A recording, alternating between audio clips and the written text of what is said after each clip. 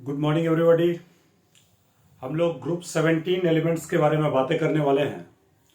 Group 17 आप लोग जानते होंगे, पी ब्लॉक का ग्रुप 17 एलिमेंट जिसे हैलोजन फैमिली के नाम से भी जानते हैं। ग्रुप 17 हैलोजन फैमिली उसे सॉल्ट फॉर्मिंग एलिमेंट्स भी कहते हैं। वो सॉल्ट का निर्माण करता है। हम लोग जो खाने के लिए सॉल्ट का इस्तेमाल करते हैं वो भी उसी खानदान के एलिमेंट्स होते हैं। तो आइए देखते हैं ग्रुप 17 एलिमेंट्स में क्या बातें चल रहा है। ग्रुप 17 एलिमेंट्स, सबसे पहले इस ग्रुप को हम लोग किस नाम से जानते हैं? हैलोजन फैमिली के नाम से जानते हैं। ग्रुप 17 में जो भी एलिमेंट है उसे हम लोग क्या बोलते हैं? Halogen family.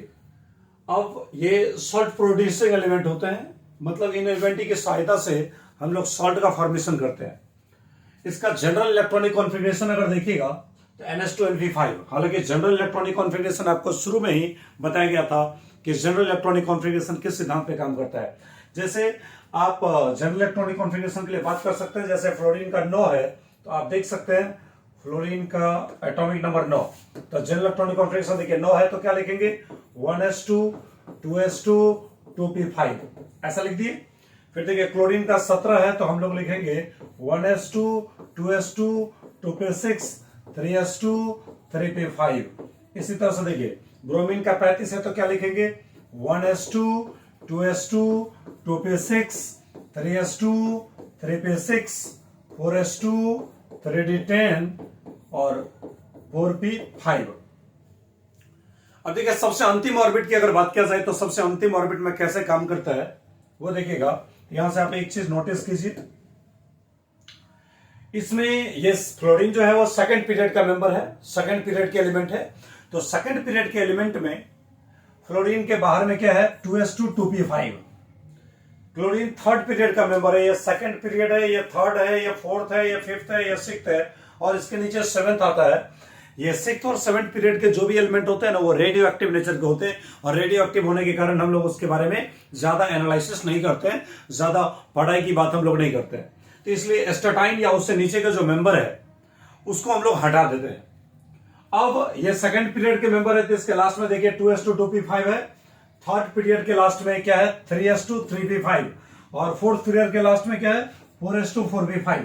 तो बताइए दूसरा पीरियड में 2s2 2p5, तीसरा पीरियड में 3s2 3p5, चौथा पीरियड में 4s2 4p5, पांचवा पीरियड में 5s2 5p5, छठवां पीरियड में 6s2 6p5 और सेवेंथ पीरियड में 7s2 7p5। इसका मतलब क्या होगा? nth पीरियड में ns2 np5।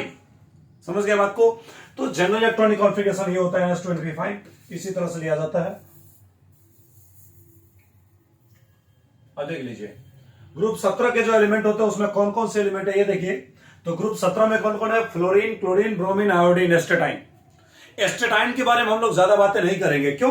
क्योंकि एस्टेटाइन रेडियो एक्टिव नेचर होने के कारण वो डिसइंटीग्रेट करते रहते हैं, उसके न्यूक्लियस अनस्टेबल होते हैं, बड़े साइज होने की वजह से वो हमेशा टूटते रहते हैं। इसलिए हम लोग एस्टेटाइन के बारे में तो कुछ बात नहीं करेंगे। अब फ्लोरीन, क्लोरीन, ब्रोमीन, आयोडीन देखिए एटॉमिक नंबर की अगर बात किया जाए तो फ्लोरीन का एटॉमिक नंबर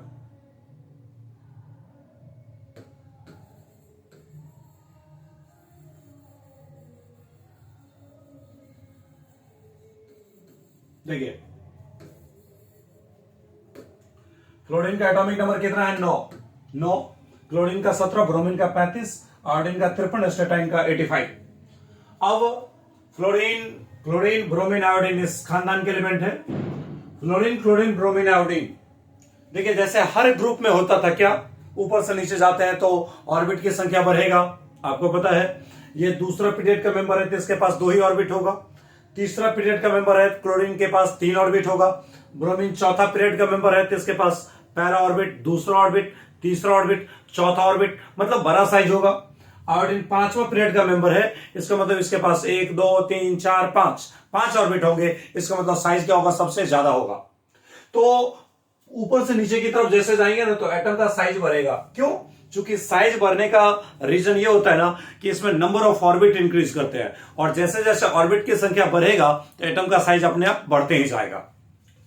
तो साइज बढ़ेगा और बताइए साइज बढ़ेगा तो बड़े साइज के एटम से इलेक्ट्रॉन निकालना क्या होता है? आसान होता है। आप जानते होंगे कि जैसे मान लीजिए कि एक न्यूक्लियस लिया जाए और छोटा सा एटम दिया जाए और यहां पे इलेक्ट्रॉन लगाया जाए, और मान लीजिए यहां पे कोई बड़ा साइज का एटम है और यहां मान लीजिए ऑर्बिट है और ये इलेक्ट्रॉन है। आपको पता है कि ये इलेक्ट्रॉन पे नेगेटिव चार्ज, न्यूक्लियस पे पॉजिटिव चार्ज, तो ये न्यूक्लियस के बगल में इलेक्ट्रॉन है क्योंकि साइज छोटा है, इसी वजह से ये न्यूक्लियस इस इलेक्ट्रॉन को जोर से मजबूती से चाप के रखेगा अपनी तरफ। लेकिन इसमें क्या है, साइज बड़ा होने के कारण न्यूक्लियस से इलेक्ट्रॉन की दूरी थोड़ा ज्यादा हो चुका है, और जब दूरी ज्यादा रहेगा तो आप ही बताइए क्या इस न्यूक्लियस का फोर्स उतना ज्यादा इस इलेक्ट्रॉन पे पहुंच पाएगा क्या जितना छोटे वाले पे पहुंच रहा है? नहीं पहुंचेगा। आप ही का कोई चीज है दूर में रखा हुआ है तो आप उसे आसानी से अपने में दबोच के नहीं रख सकते हैं, लेकिन कोई चीज है जो आपके करीब में है तो करीब वाले वस्तु को क्या करेंगे, हम लोग आसानी से चपा के रखते हैं, मजबूती से जकड़ के रखते हैं। अब बताइए, अगर हमारा कोई पॉकेट से 100-200 रुपया निकालना चाहेगा तो आराम से निकाल सकता है क्योंकि हमारे बाहर में है, इस पर हमारा मजबूती कम है। लेकिन कोई चाहेगा कि इसका किडनी आसानी से निकाल ले, नहीं निकाल पाएगा ना, क्योंकि उस पर हमारा मजबूती ज्यादा है, उसे हम दबोच के रखे हुए। तो एक्जैक्टली वही चीज, अगर न्यूक्लियस के बगल में इलेक्ट्रॉन रहेगा तो उस इलेक्ट्रॉन पे न्यूक्लियस का फोर्स काफी ज्यादा काम करेगा, जिस वजह से इस इलेक्ट्रॉन को निकालना बड़ा मुश्किल हो जाएगा, मतलब निकालने में एनर्जी काफी ज्यादा खर्च होगा। लेकिन जिसका साइज बड़ा होता है, न्यूक्लियस से इलेक्ट्रॉन की दूरी ज्यादा होता है, न्यूक्लियस इस इलेक्ट्रॉन को टाइटली होल्ड नहीं कर पाता है, इसी वजह से यहां का इलेक्ट्रॉन आसानी से रिलीज हो जाता है, यानी कम मेहनत में इलेक्ट्रॉन निकलेगा। और आपको पता है जिस इलेक्ट्रॉन को निकालने में कम एनर्जी लगता है, तो इलेक्ट्रॉन को निकालने में जो एनर्जी लगता है उसी को हम लोग कहते हैं आयोनाइजेशन एनर्जी।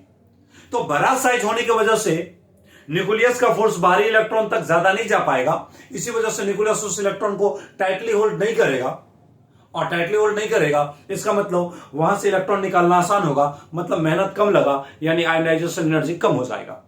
तो फ्लोरीन, क्लोरीन, ब्रोमीन, आयोडीन जो जो ऊपर से नीचे जाते हैं तो ऑर्बिट की संख्या बढ़ता है, जिसके कारण साइज भी क्या होता है, बढ़ता है। लेकिन इलेक्ट्रॉन निकालना आसान हो जाता है तो आयोनाइजेशन एनर्जी डिक्रीज हो जाता है, आयोनाइजेशन एनर्जी डिक्रीज हो जाता है। अगला लाइन, इलेक्ट्रॉन एफिनिटी, इलेक्ट्रॉन लेने की चाहत, इलेक्ट्रॉन स्वीकार करने की चाहत भी कम हो जाता है। क्यों? क्योंकि देखिए जिसका साइज छोटा रहेगा ना, साइज छोटा है, मान लीजिए इस एटम का साइज छोटा है, इस एटम का साइज क्या है, थोड़ा बड़ा है, तो बताइए यहां अगर इलेक्ट्रॉन रहेगा तो ये इलेक्ट्रॉन पे नेगेटिव चार्ज है, तो न्यूक्लियस चाहेगा कि इस इलेक्ट्रॉन को हम नजदीक में खींच ले, अपनी ओर खींच ले, क्योंकि न्यूक्लियस से काफी कम दूरी पे इलेक्ट्रॉन है। इलेक्ट्रॉन लेने की चाहत बता रहा हूं, लेकिन इस इलेक्ट्रॉन से इस न्यूक्लियस का दूरी ज्यादा है, इसी वजह से यह न्यूक्लियस इस इलेक्ट्रॉन को अपनी ओर नहीं खींच पाता है। मतलब ओवरऑल इलेक्ट्रॉन लेने की चाहत, इलेक्ट्रॉन स्वीकार करना, इलेक्ट्रॉन प्राप्त करना, इलेक्ट्रॉन ग्रहण करने की क्षमता सबसे ज्यादा किसमें होता है, छोटे साइज में। तो इलेक्ट्रॉन एफिनिटी डिक्रीजेस, मतलब इलेक्ट्रॉन लेने की चाहत कम हो जाता है। सबसे ज्यादा इलेक्ट्रॉन एफिनिटी फ्लोरीन का, उसके बाद क्लोरीन का, उसके बाद ब्रोमीन का, उसके बाद आयोडीन का। हालांकि इसमें एक्सेप्शन होता है, कुलसन से प्रॉस आता है, 11th का कॉन्सेप्ट आता है, जिसमें होता क्या है, इलेक्ट्रॉन एफिनिटी सबसे ज्यादा हो जाता है क्लोरीन का, क्योंकि फ्लोरीन के साइज छोटे होने के कारण उसके अंदर में इंटर इलेक्ट्रॉनिक रिपल्सन ज्यादा होता है, तो वो इलेक्ट्रॉन लेकर भी नहीं ले पाता है। तो ओवरऑल इलेक्ट्रॉन एफिनिटी, इलेक्ट्रॉन लेने की चाहत किसका ज्यादा, क्लोरीन का, उसके बाद फ्लोरीन का, उसके बाद ब्रोमीन का, उसके बाद आयोडीन का होता है। मतलब समझिए कि एक एक्सेप्शन का केस है, हम इसको यहां पे बगल में लिख देते हैं।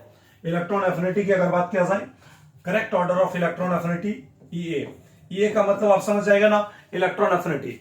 इलेक्ट्रॉन एफिनिटी नीचे जाने से घटेगा, यानी सबसे ज्यादा होना चाहिए इसका, उसके बाद ये, उसके बाद ये, उसके बाद ये, लेकिन होता क्या है, क्लोरीन का सबसे ज्यादा हो जाता है, उसके बाद फ्लोरीन का।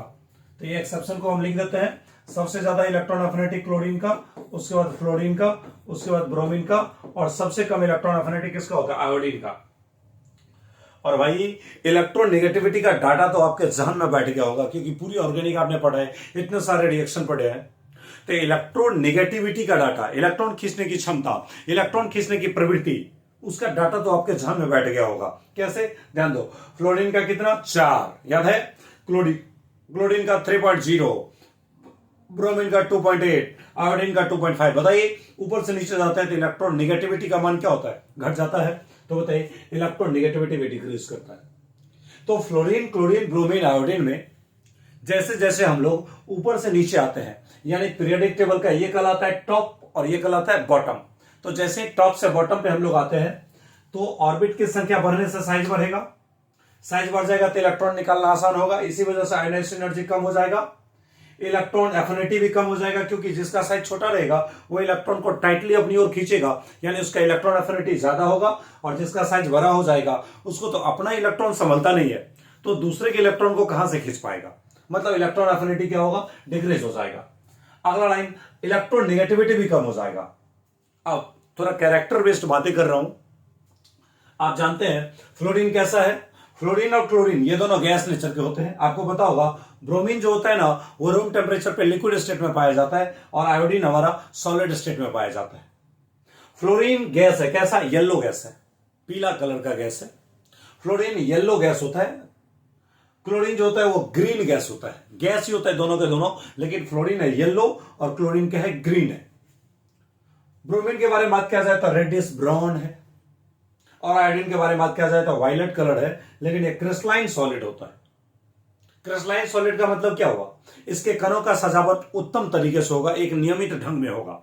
आप सॉलिड स्टेट में पढ़े होंगे क्रिस्टलाइन और एमोर्फस सॉलिड, वह सॉलिड जिसके कणों का सजावट उत्तम तरीके से हो, नियमित रूप से हो, ढंग से हो, एक निश्चित तौर तरीका नियमित पैटर्न में हो, रेगुलर हो, वो हमारे लिए क्रिस्टलाइन सॉलिड बन जाता है। तो आयोडीन वायलेट कलर होता है, सॉलिड स्टेट में पाया जाता है, लेकिन क्रिस्टलाइन सॉलिड होता है, उत्तम ढंग का सजावट होता है कणों का। तो ये आप मोटा मोटी समझ गए। इसके बाद देखिए क्या है, fluorine and chlorine reacts with water. Halogen के बारे में अगर बात किया जाए कि कौन सा हेलोजन पानी से रिएक्शन करता है, अगर इस तरह की बात किया जाए, हमेशा ध्यान रखें कि फ्लोरीन और क्लोरीन ये दोनों ही वाटर के साथ रिएक्शन करते हैं, पानी के साथ अभिक्रिया करते हैं। तो fluorine and chlorine reacts with water.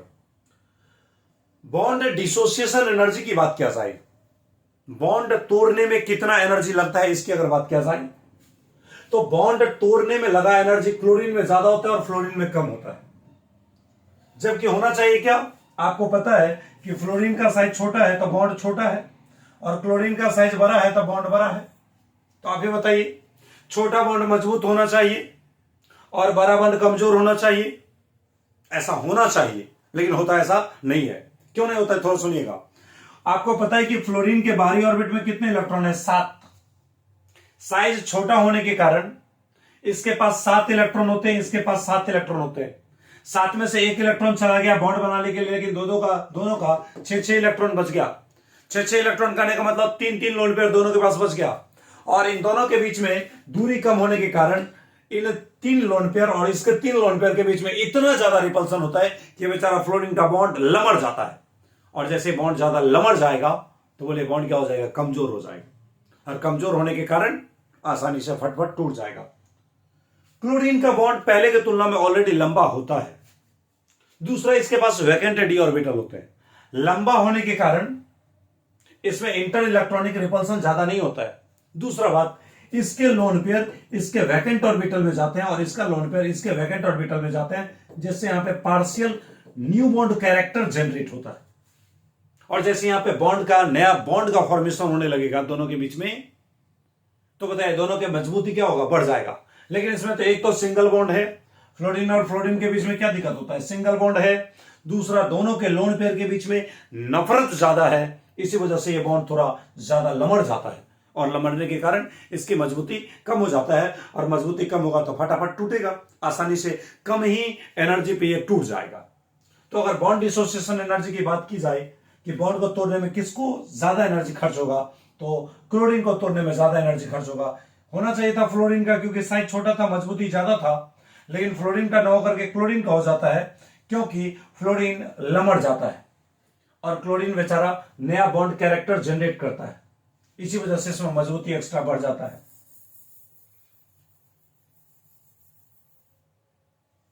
ये देखिए आगे बोल रहा है बॉन्ड डिसोसिएशन एनर्जी किसका, क्लोरीन का ज्यादा होता है फ्लोरीन के तुलना में।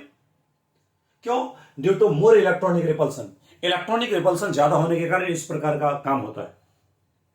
एनोमोलस बिहेवियर ऑफ फ्लोरीन, हालांकि हमने आपको बताया था कि पी ब्लॉक में या किसी ब्लॉक में बात किया जाए, सेकंड पीरियड के जो मेंबर होते हैं ना, उसका बिहेवियर थर्ड पीरियड के मेंबर से थोड़ा विचित्र होता है, अलग होता है, मैच नहीं करता है, अनमैचेबल हो जाता है, इसलिए इसको कहा जाता है एनोमोलस बिहेवियर ऑफ फ्लोरीन। बाकी सारे हैलोजन से, मतलब क्लोरीन, ब्रोमीन, आयोडीन और भी जो हैलोजन है नीचे में, उनके तुलना में फ्लोरीन का व्यवहार कुछ अलग होता है। और जैसे फ्लोरीन का व्यवहार कुछ अलग होगा, इसका मतलब क्या निकला? मतलब यही निकलता है कि भाई इसका कैरेक्टर बाकी के हैलोजन से मैच नहीं कर रहा है, यही होगा मतलब। तो फ्लोरीन का विचित्र व्यवहार, अलग व्यवहार क्यों होता है? क्योंकि फ्लोरीन का साइज क्या होता है? छोटा होता है। आपको पता है कि जितने भी हैलोजन फैमिली में एलिमेंट होते हैं, fluorine, chlorine, bromine, iodine, astatine, सबसे ऊपर में फ्लोरीन होता है। ये सेकंड पीरियड के मेंबर होते हैं। इसके पास मात्र 2 ही ऑर्बिट होता है। इसका साइज सबसे छोटा होता है, सबसे पहला बात। तो फ्लोरीन का साइज सबसे छोटा है। दूसरा बात, हाई इलेक्ट्रोनेगेटिविटी। आप ही बताइए, पूरे पीरियडिक टेबल का सबसे बड़ा गुंडा मवाली, सबसे खतरनाक एलिमेंट, जो आज तक किसी को नहीं छोड़ा है, सबको छेड़ देता है, और सबसे छेड़ता ऐसे है कि सबका इलेक्ट्रॉन छीन लेता है। तो पूरे पीरियडिक टेबल का सबसे खतरनाक एलिमेंट जो सबसे इलेक्ट्रॉन छीन लेता है, वो कौन होता है? फ्लोरीन होता है। तो इलेक्ट्रॉन नेगेटिविटी सबसे ज्यादा होता है। दूसरा बात, law F bond dissociation energy. अभी तुरंत समझा रहे थे कि फ्लोरीन का साइज छोटा होता है, इनके इलेक्ट्रॉन के बीच में रिपल्सन ज्यादा होता है, जिस कारण से यह बॉन्ड थोड़ा ज्यादा लमड़ जाता है, और लमड़ते लमड़ते इतना लमड़ जाता है कि बेचारा बॉन्ड कमजोर हो जाता है और टूट जाता है। यानी कम ही ऊर्जा खर्च करने पे फ्लोरीन का बॉन्ड टूट सकता है। और जब फ्लोरीन का बॉन्ड टूट जाएगा तो इसमें एक अलग प्रकार का व्यवहार दिखाएगा। दूसरा बात, no any vacant D orbital. Fluorine का एटॉमिक नंबर आप जानते हैं 9, तो बताइए 9 एटॉमिक नंबर है फ्लोरीन का। इसको लिखेंगे 1s2 2s2 2p5। कहानी खत्म हो गया। बोलिए, दूसरा सबसेल में तो डी होता ही नहीं है, इसके पास तो डी सबसेल होता ही नहीं है। यानी कहने का लाइन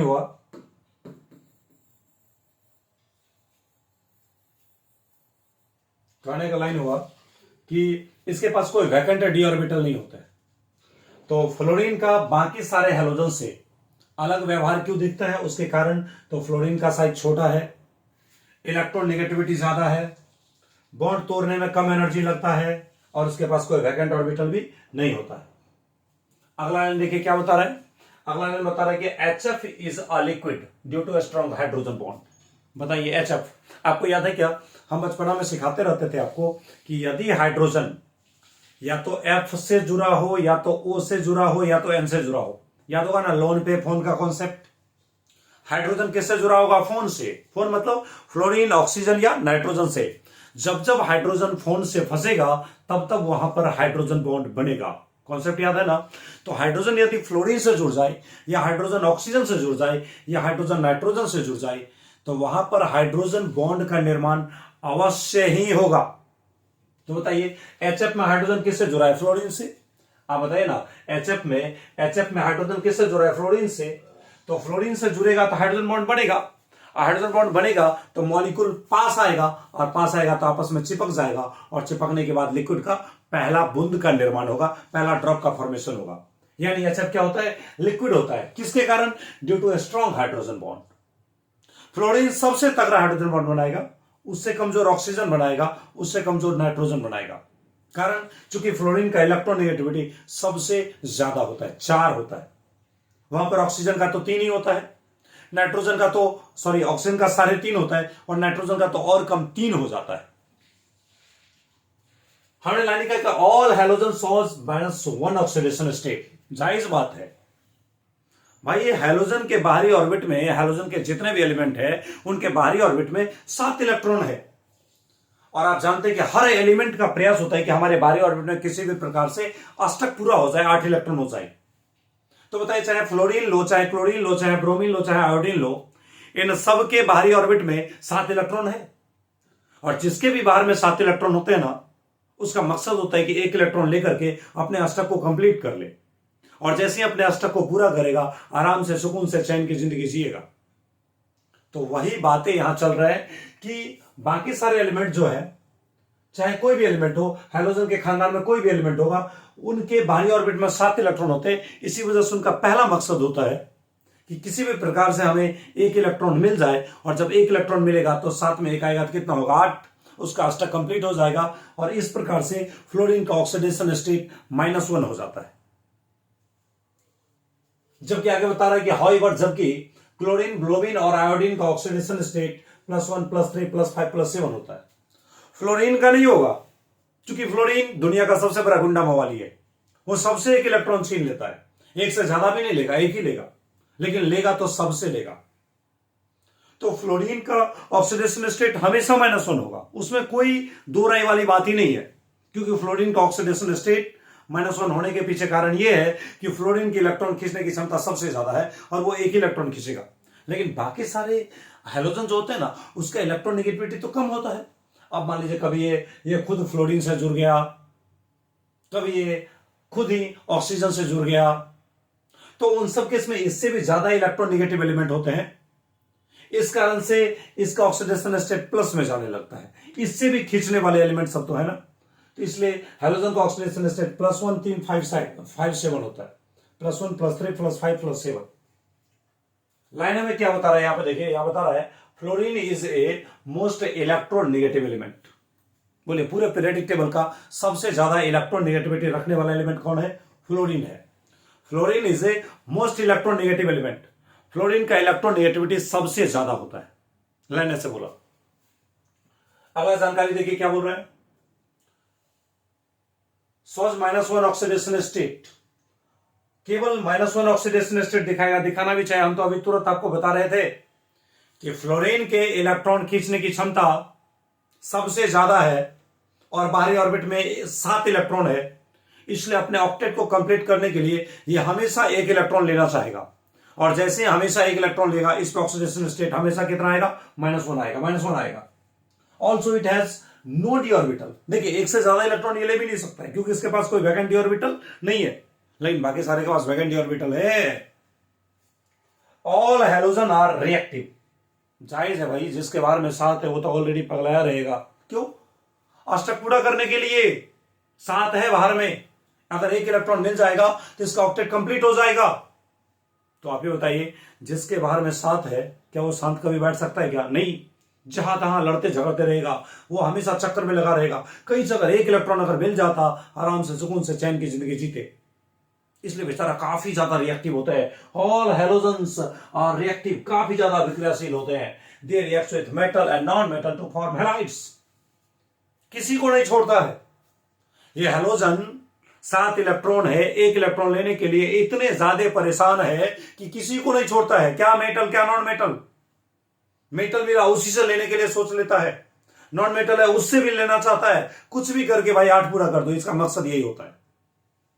तो जितने सारे हैलोजन होते हैं वो काफी ज्यादा रिएक्टिव होते हैं और वो मेटल नॉन मेटल किसी को नहीं छोड़ता है, सबसे जुड़ करके और हैलाइड का निर्माण कर देता है, हैलाइड का फॉर्मेशन करता है। आगे बोल रहा है reactivity of halogen decreases down the group में जैसे जैसे आप फ्लोरीन से क्लोरीन आते हैं, क्लोरीन से ब्रोमीन आते हैं, ब्रोमीन से आयोडीन आते हैं, उसका रिएक्टिविटी कम हो जाता है। क्यों? क्योंकि इलेक्ट्रॉन लेने के लिए सबसे ज्यादा कौन पगला है? फ्लोरीन। बोलते हैं आज तक हमने किसी को नहीं छोड़ा है, हम सबसे इलेक्ट्रॉन छीन लेते हैं। और जब सबसे इलेक्ट्रॉन छीन लेगा तो इसका मतलब रिएक्टिविटी सबसे ज्यादा है। तो इसलिए रिएक्टिविटी की सीरीज बात किया जाए तो सबसे ज्यादा फ्लोरीन का, उससे कम थोड़ा सा क्लोरीन का, उससे कम ब्रोमीन का, और सबसे कम रिएक्टिविटी इस खानदान में आयोडीन का होता है। देखिए लाइन बता रहे कि halogen shows strong oxidising agent या strong oxidising nature. Oxidising agent किसे कहते हैं? जो दूसरे को ऑक्सीडाइज करे, खुद को रिड्यूस करे। दूसरे को ऑक्सीडाइज करे इसका मतलब दूसरा जो इलेक्ट्रॉन दे, खुद को रिड्यूस करे मतलब खुद इलेक्ट्रॉन ले। तो आप ही बताइए, ऑक्सीडाइजिंग एजेंट दूसरे को ऑक्सीडाइज करता है, खुद को रिड्यूस करता है, यानी खुद इलेक्ट्रॉन लेता है और दूसरा इसको इलेक्ट्रॉन देगा। तो बताइए लेने में तो नंबर 1 है, इसके बारे में 7 इलेक्ट्रॉन है और 7 इलेक्ट्रॉन है तो एक इलेक्ट्रॉन लेने के लिए काफी ज्यादा परेशान रहता है, इसलिए एक इलेक्ट्रॉन लेता है और एक इलेक्ट्रॉन लेने के कारण इसे हम क्या बोलेंगे? ये खुद ही ऑक्सीडाइजिंग नेचर का बन जाता है। जो इलेक्ट्रॉन लेना चाहता है उसी को तो बोलते हैं ऑक्सीडाइजिंग एजेंट। और इन सारे हैलोजन में अगर सबसे ज्यादा स्ट्रॉन्ग ऑक्सीडाइजिंग एजेंट की बात किया जाए तो फ्लोरीन होता है। फ्लोरीन का ऑक्सीडाइजिंग नेचर सबसे ज्यादा है, मतलब इलेक्ट्रॉन लेने की चाहत सबसे ज्यादा किसका होता है? फ्लोरीन का होता है। इसलिए फ्लोरीन अपने आप में एक स्ट्रॉन्ग ऑक्सीडाइजिंग एजेंट होता है। देख लीजिए, फ्लोरीन एक स्ट्रॉन्ग ऑक्सीडाइजिंग एजेंट होता है। ऑक्सीडाइजिंग स्ट्रेंथ की अगर बात किया जाए ना, तो सबसे ज्यादा इलेक्ट्रॉन लेने के लिए जो बौखलाया है, सबसे ज्यादा इलेक्ट्रॉन ग्रहण करने के लिए जो पगलाया हुआ है, वही हमारे लिए सबसे अच्छा ऑक्सीडाइजिंग एजेंट होता है। तो बताइए फ्लोरीन, क्लोरीन, ब्रोमीन, आयोडीन में इलेक्ट्रॉन लेने के लिए सबसे ज्यादा कौन पगला है? फ्लोरीन। खींचने की क्षमता बहुत ज्यादा है, किसी को नहीं छोड़ता है, सबको छेड़ देता है। उससे कम क्लोरीन, उससे कम ब्रोमीन, उससे कम आयोडीन। इसलिए ऑक्सीडाइजिंग स्ट्रेंथ का ताकत, ऑक्सीडाइजिंग का ताकत सबसे ज्यादा किसका? फ्लोरीन का। उससे कम क्लोरीन, उससे कम ब्रोमीन, उससे कम आयोडीन। मतलब फ्लोरीन इतने ज्यादा रिएक्टिव है कि बाकी किसी हैलोजन का नहीं सुनेगा, सबको भगा सकता है। देखिएगा, फ्लोरीन किसको हटा सकता है? क्लोरीन, ब्रोमीन, आयोडीन तीनों को हटा सकता है। क्लोरीन किसको हटा सकता है? ब्रोमीन, आयोडीन को हटा सकता है। ब्रोमीन किसको हटा सकता है? आयोडीन को हटा सकता है। आयोडीन सबसे कम रिएक्टिव है, किसको हटा सकता है? किसी को नहीं। जैसे देख रहे हैं रिएक्शन यहां पे दिया हुआ है, देखिए यहां पे फ्लोरीन है। फ्लोरीन बताइए, फ्लोरीन का यहां पे ऑक्सीडेशन स्टेट की बात करें, यहां पे कितना है? 0 है। और यहां पे फ्लोरीन Na पे +1 होगा, तो फ्लोरीन पे क्या होता है? -1। 0 से -1 घटा, इसका मतलब रिडक्शन हुआ। और रिडक्शन जिसका होता है उसे कहा जाता है ऑक्सीडाइजिंग एजेंट। देखिए काफी ज्यादा स्ट्रॉन्ग ऑक्सीडाइजिंग एजेंट है। और यहाँ NaBr है, Na + Br-1 है, तो बताइए Br-1 है। और यहाँ पे ब्रोमीन किस में है? 0 में है। बोलिए -1 से 0 गया, इसका मतलब बढ़ गया। और जो बढ़ जाता है उसे कहा जाता है ऑक्सीडेशन। और जिसका ऑक्सीडेशन होता है वो क्या होता है? रिड्यूसिंग एजेंट हो जाता है। तो बताइए, ऑक्सीडाइजिंग एजेंट है फ्लोरीन, फटाक से उसे ऑक्सीडाइज कर दिया, ब्रोमीन को हटा दिया, डिस्प्लेस कर दिया, और खुद वहां जाकर के जुड़ गया, और ये रिड्यूसिंग एजेंट बना, और फ्लोरीन यहां पे ऑक्सीडाइजिंग एजेंट बना। फ्लोरीन किसको किसको रिप्लेस कर सकता है? किसे डिस्पैच कर सकता है? किसे डिस्प्लेस कर सकता है? तो फ्लोरीन कर सकता है क्लोरीन, ब्रोमीन, आयोडीन तीनों को हटा सकता है। क्लोरीन किसको हटा सकता है? ब्रोमीन, आयोडीन को हटा सकता है। ब्रोमीन किसको हटा सकता है? आयोडीन को हटा सकता है। आयोडीन बेचारा किसी को नहीं हटा पाएगा, क्योंकि इसका ऑक्सीडाइजिंग स्ट्रेंथ सबसे कम होता है। तो ये लाइन आप देख लिए हैं। अगला लाइन, अगर मेटल और हैलोजन दोनों से रिएक्शन करेगा, आप ही बताइए, मेटल और हैलोजन दोनों से रिएक्शन करेगा तो ये क्या बनाएगा? हैलाइड बनाएगा। चाहे नॉन मेटल का हैलाइड बनाए, चाहे मेटल का हैलाइड बनाए, लेकिन ये हैलाइड बनाएगा। तो जैसे हम हाइड्रोजन का हैलाइड लेते हैं, मान लीजिए HF है, HCl है, HBr है, HI है, तो आपको तो पता है ना कि फ्लोरीन, क्लोरीन, ब्रोमीन, आयोडीन लगातार साइज नीचे जाने से बढ़ता है। तो साइज बढ़ेगा तो बॉन्ड का लंबाई भी क्या होगा? बढ़ेगा। मतलब देखिए, मैं रफ में एक लाइन समझाता हूं आपको। जैसे HF बनाया जाए, तो देखिए ये HF है, और ये देखिए HCl है, थोड़ा साइज बढ़ गया। ये देखिए HBr है, साइज और बढ़ गया। और ये देखिए HI है, साइज और बढ़ गया। बताइए, तो ऊपर से नीचे जाएंगे तो साइज क्या होगा? बढ़ेगा। बॉन्ड का लंबाई क्या होगा? बढ़ेगा। लेकिन बॉन्ड को तोड़ने में एनर्जी ज्यादा की कम? कम लगेगा। इसका साइज छोटा है ना, बॉन्ड मजबूत है, मजबूत होने के कारण आसानी से नहीं टूटेगा, मतलब इसको तोड़ने में ज्यादा एनर्जी लगेगा। तो सबसे स्ट्रॉन्ग बॉन्ड कौन होगा? HF। और सबसे कमजोर बॉन्ड कौन होगा? HI। तो चलेगा, यहां से देखिए एक लाइन, यहां बोल रहा है बॉन्ड लेंथ इंक्रीजेस। सही बोल रहा है। HF का बॉन्ड छोटा होगा क्योंकि फ्लोरीन का साइज छोटा होता है। उससे बड़ा बॉन्ड HCl का होगा, उससे बड़ा बॉन्ड HBr का होगा, उससे भी बड़ा बॉन्ड किसका होगा? HI का होगा। जो जो ऊपर से नीचे जाएंगे तो हैलोजन का साइज बढ़ता है, जिस कारण से बॉन्ड का लंबाई भी क्या होता है? बढ़ते जाता है। तो ये बॉन्ड लेंथ सबसे ज्यादा HF का, सबसे छोटा HF, उससे बड़ा HCl, उससे बड़ा HBr, उससे बड़ा HI। अब बोलिए, बॉन्ड का लंबाई अगर बढ़ेगा तो बॉन्ड की मजबूती क्या होगा? घटेगा। लंबा बॉन्ड कमजोर होगा और छोटा बॉन्ड तगड़ा होगा। तो बोलिए, बॉन्ड को तोड़ने में सबसे ज्यादा एनर्जी, सबसे ज्यादा मेहनत कहां लगेगा? HF में। HF को यदि आप तोड़ना चाहते हैं ना, तो इसमें आपको मेहनत सबसे ज्यादा लगेगा। लेकिन यदि आप HI को तोड़ना चाहते हैं, भाई लंबा बॉन्ड है, इतना लंबा है कि वो फट फट अपने टूटने लगा, कमजोर है। लंबा बॉन्ड कमजोर होता है और छोटा बॉन्ड मजबूत होता है। तो बताइए, बॉन्ड डिसोसिएशन एनर्जी नीचे जाने से कम लगेगा, मतलब इसको तोड़ने में कम ऊर्जा लगेगा और इसको तोड़ने में ज्यादा ऊर्जा लगेगा। अलग बोला, थर्मल स्टेबिलिटी डिक्रीजेस। बताइए, गरमाने पे कौन ज्यादा स्थिर रहेगा? भाई जैसे ही गर्म करोगे ना तो HI फटफट टूट जाएगा। लेकिन इसको अगर आप गर्म करोगे ना तो फटफट नहीं टूटेगा। इसका मतलब क्या निकला? इसका थर्मल स्टेबिलिटी ज्यादा है और इसका थर्मल स्टेबिलिटी कम है। तो इसमें बोल रहा है कि ऊपर से नीचे जाने से थर्मल स्टेबिलिटी कम हो जाता है। बताइए, एसिडिक स्ट्रेंथ की बात क्या जाए? एसिडिक स्ट्रेंथ किस बात से मेजर करते हैं कि H+ कितना तेजी से देगा? बताइए, HF का बॉन्ड छोटा है, मजबूत है, जल्दी H+ देगा ही नहीं, क्योंकि मजबूत बॉन्ड है, जल्दी हाइड्रोजन को टूटने ही नहीं देगा। लेकिन HI में क्या होता है, बॉन्ड का लंबाई ज्यादा होता है, ज्यादा लंबा बॉन्ड होने के कारण यह आसानी से टूट जाएगा, और जब आसानी से टूट जाएगा ना तो H+ तुरंत दे देगा, और तुरंत देगा इसका मतलब कैसा एसिड है, अच्छा एसिड है।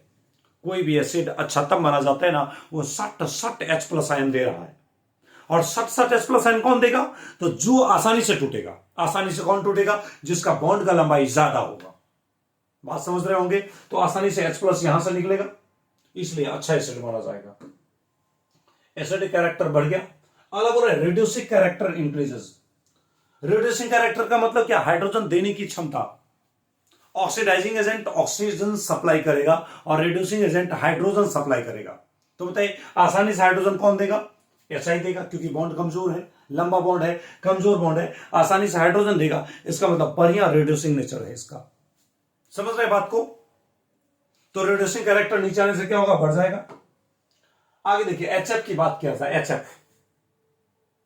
HF मोस्ट आयनिक होता है, और SI जो होता है मोस्ट कोवेलेंट कैरेक्टर होता है। किसके अनुसार, फेजान का नियम है।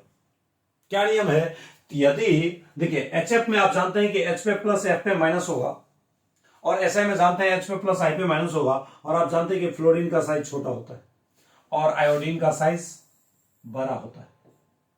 तो यदि ये कैटाइन है और ये एनाइन है, ऐसा, फिर इसमें देखिए ये H कैटाइन है और I क्या है, एनाइन है। लाइन क्या है, अगर एनाइन का साइज छोटा रहेगा तो आयनिक कैरेक्टर ज्यादा होगा, लेकिन अगर एनाइन का साइज बड़ा हो जाए तो उसमें कोवेलेंट कैरेक्टर ज्यादा होता है। Smaller the size of cation and greater the size of anion dominate more covalent character. Fajans का नियम यही कहता है। फेजान का नियम कहता है कि यदि किसी कैटाइन का साइज छोटा हो और एनाइन का साइज बड़ा हो तो उस कंपाउंड में कोवेलेंट कैरेक्टर ज्यादा होगा। इसमें तो H+ F-, H+I-, कैटाइन तो दोनों में बराबर है क्योंकि दोनों में H+ है, लेकिन एनाइन का साइज फ्लोरीन में छोटा है और आयोडीन में आयोडाइन का साइज बड़ा है।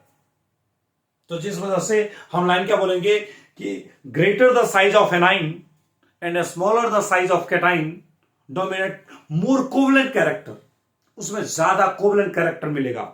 यानी कोवेलेंट कैरेक्टर लेने के लिए कैटाइन का साइज छोटा करो और एनाइन का साइज बड़ा करो। तो बताइए इसमें तो मोस्ट कोवेलेंट कैरेक्टर आ जाएगा फेजान के नियम से। आयनिक कैरेक्टर की बात कब होगी, तो आयनिक कैरेक्टर तब होगा जब greater is the size of cation and smaller is the size of A9. उल्टा बात, कैटाइन का साइज यदि बड़ा हो और एनाइन का साइज यदि छोटा हो तो उसमें आयनिक कैरेक्टर ज्यादा आएगा। आयनिक कैरेक्टर देखिए जैसे हमने लिया है मेटल का फ्लोराइड लिया जाए, मान लीजिए मेटल में आप सोडियम ले लो, sodium fluoride, sodium chloride, sodium bromide, sodium iodide, किसी भी मेटल का आप हैलाइड ले सकते हैं। तो आप ही बताइए मेटल तो सब में सेम है, लेकिन फ्लोरीन का साइज छोटा है, एनाइन का साइज छोटा, मतलब आयनिक कैरेक्टर डोमिनेट करेगा। तो फ्लोरीन का साइज छोटा यानी आयनिक कैरेक्टर ज्यादा, उससे बड़ा क्लोरीन आयनिक कैरेक्टर कम, उससे बड़ा ब्रोमीन आयनिक कैरेक्टर और कम, उससे बड़ा आयोडीन आयनिक कैरेक्टर और कम। इसका मतलब क्या निकला, आयनिक कैरेक्टर ज्यादा कब होगा, तो जब एनाइन का साइज छोटा हो और कैटाइन का साइज बड़ा हो। तो इस तरह से आप समझ गए हैं। फिर इससे कि आगे की बातों को हम लोग फिर से आगे देखते हैं। अब बहुत कम ही बात आपका बचा हुआ है, छोटा छोटा बात है। इसको एक बार स्क्रीनशॉट अगर आप लेना चाहे तो आराम से इसका स्क्रीनशॉट ले सकते हैं। देख लीजिए, आप लोग नोट कर लीजिएगा पॉइंट को।